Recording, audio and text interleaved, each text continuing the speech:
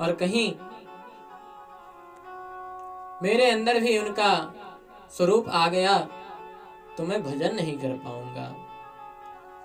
भगवान ने कहा, जिस गद्दी पर मैं बैठ गया उस गद्दी पर फिर कोई दोष नहीं रह गया, क्योंकि मैं नर सिंह हूं।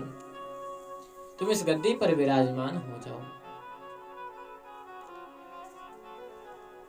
और ध्रुव जी महाराज, प्रहलाद जी महाराज ने बड़े ही भाव से भगवान की स्तुति की।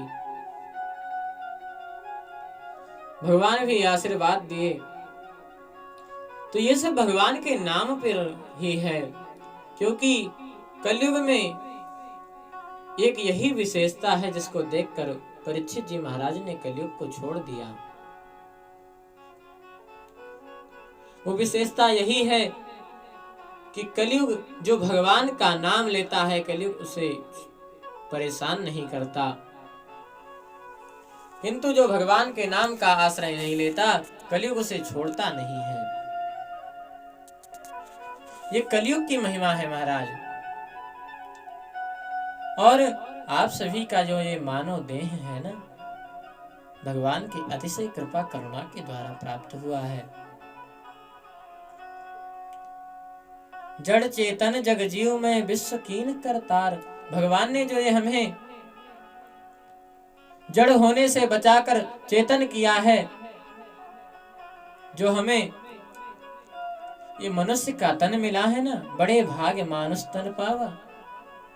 साधन धाम मोक्ष कर द्वारा, पाई न जे परलोक समारा। जिसको ये मनुष्य का तन मिलने के बाद भी और वो भगवान का भजन न करे, तो जिह्वा न वक्ति भगवत गुण नाम धेयम, चेतश्च न स्मरत चरणारविंदम।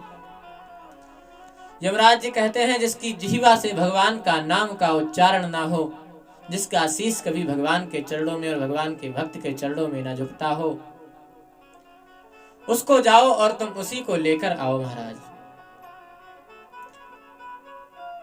इसलिए जिन हरि कथा सुनी नहीं काना, जीह सुदादुर जीह समाना। जिन्होंने हरि की कथा नहीं सुनी महाराज, जिन्होंने हरि की कथा श्रवण नहीं की, उनका जो ये कान है वो सर्प के बिल के समान है। नेत्र है वो मोर के पंख में जो नेत्र बना होता है ना, छोटा छोटा, केवल देखने के लिए होता है, उसमें देखने से बहुत सुंदर लगता है, किंतु उस नेत्र से दिखाई नहीं देता। ये उसी प्रकार का है।